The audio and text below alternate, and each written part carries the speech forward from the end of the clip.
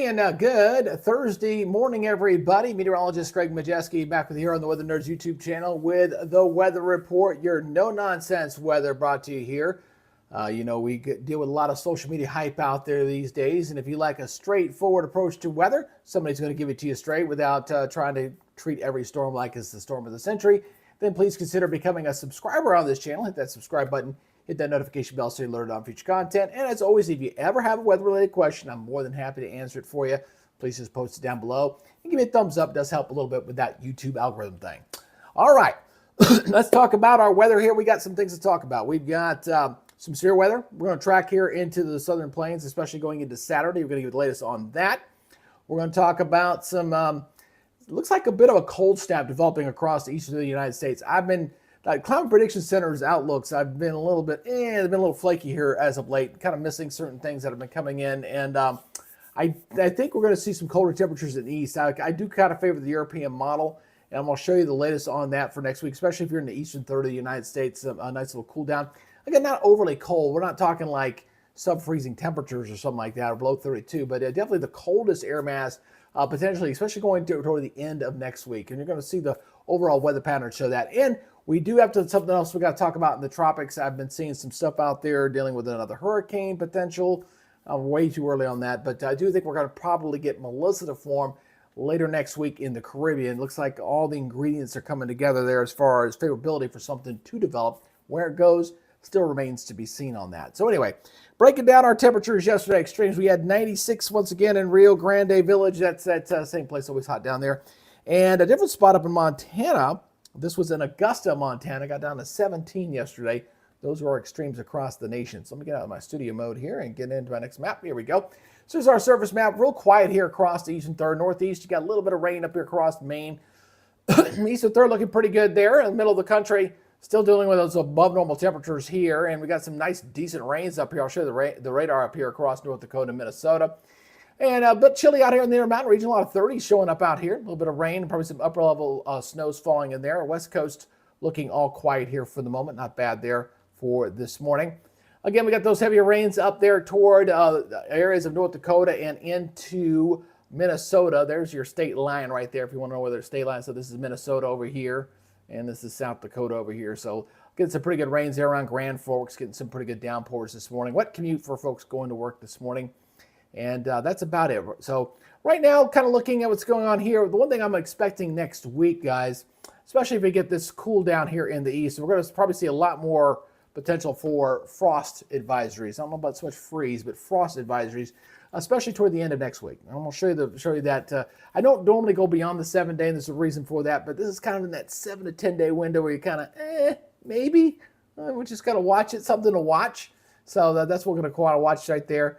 And you see we got a couple winter weather advisories there across Wyoming here for this morning.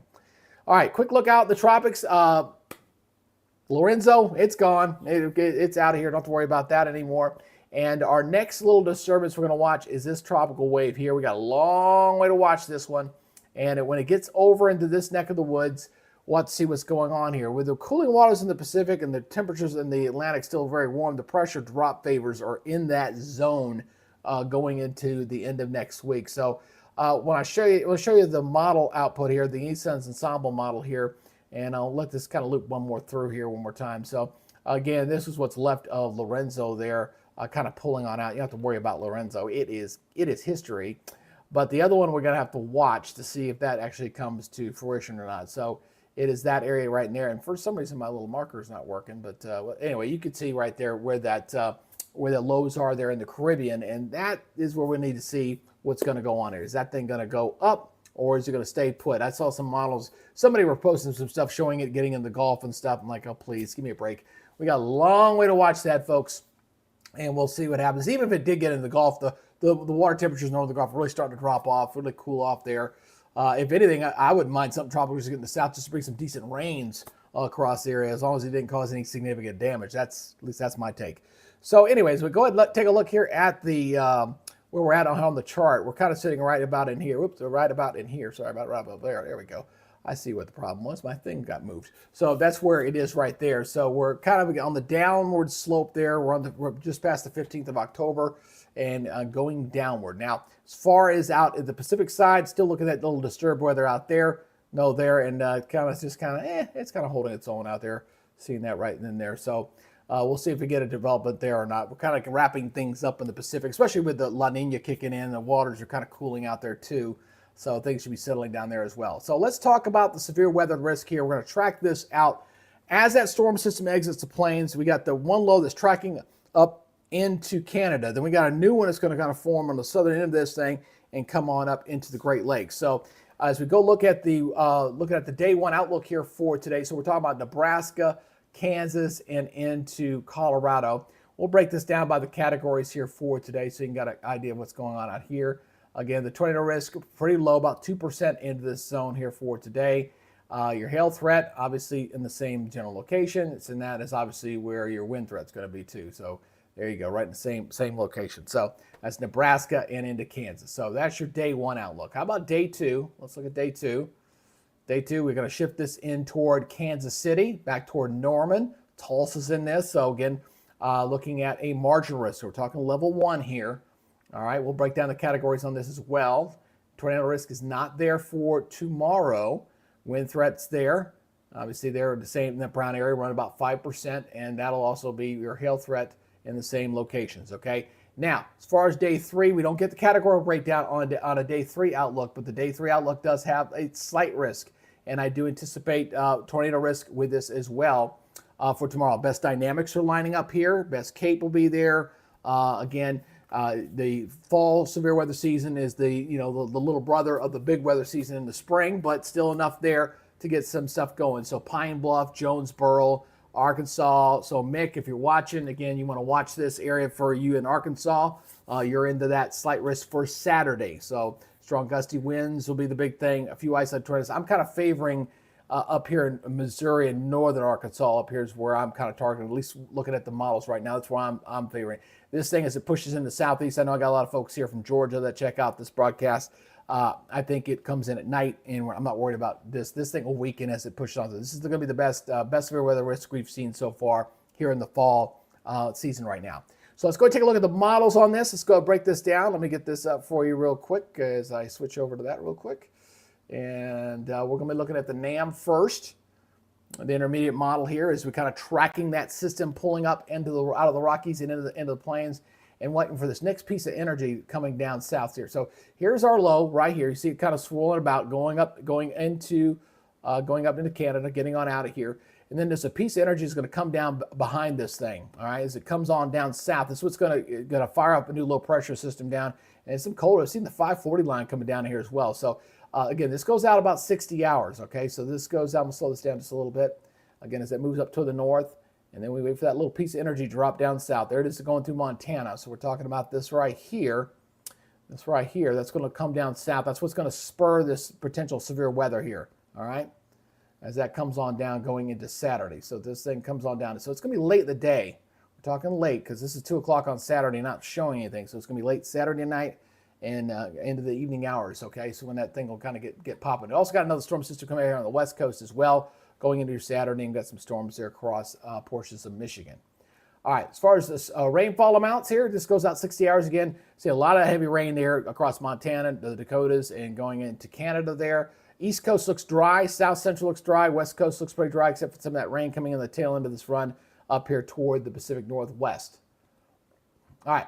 Looking at the NAM temperature model run here again, that middle of the country still looking at above normal temperatures. Clearly stands out like a big sore thumb there. The Intermountain region's cooling off, starting to get some snow developing out there in the higher elevations. Definitely starting to cool off a bit there. We got a little bit of a backdoor wedge that's kind of coming in here across the East Coast here a little bit here. Going into Friday, you kind of see the green there, kind of settling us south, warm right in the middle. Got a little bit of a squeeze play going on there.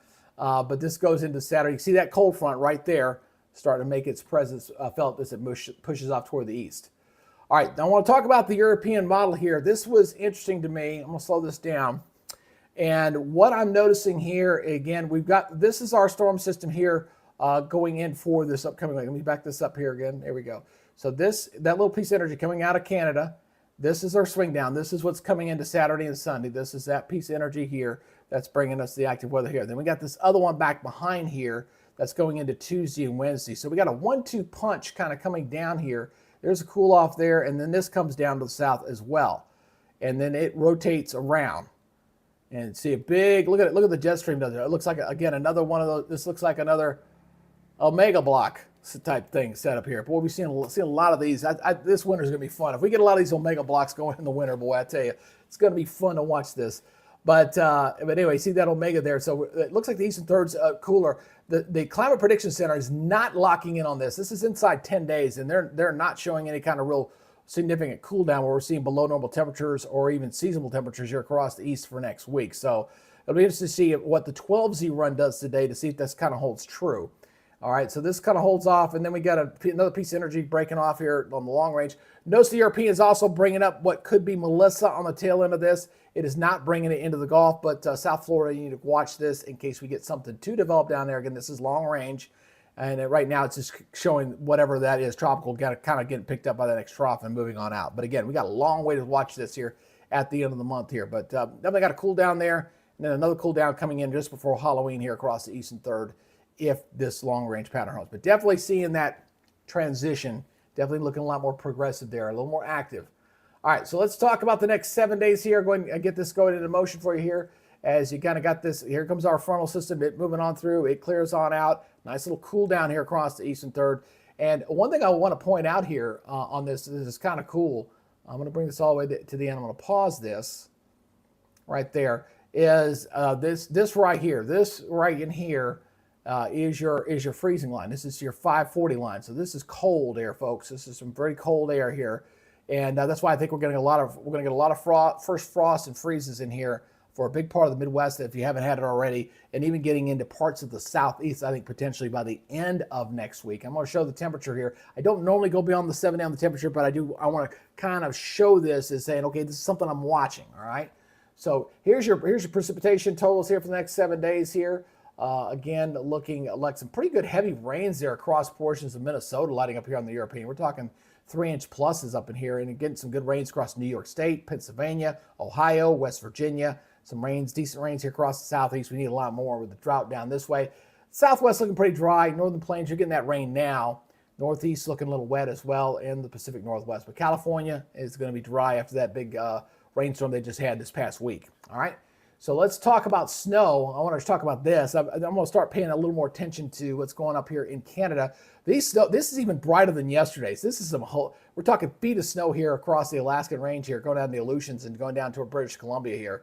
Some very, very heavy snows here across Northwest, and starting to see some decent snows here across northern Canada. So I'd like to see some more start to pile up in this zone in here as we get later into the fall, but we start building a good snowpack up there. That really helps the cold air to kind of pool and get its act together up there. So we'll watch to see if we start filling in the snow in here across the Hudson Bay here area and into this zone right there. But definitely getting some decent snows here across the highlands and heading up toward the polar regions. All right.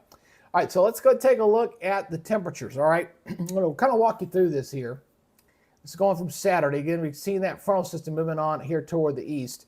So again, most of the country on Sunday, not bad. I mean, pretty relatively mild. 60s, got 60s going up in here. Not any real cold. Got some heat down here in Texas, the 90s. You know, not bad.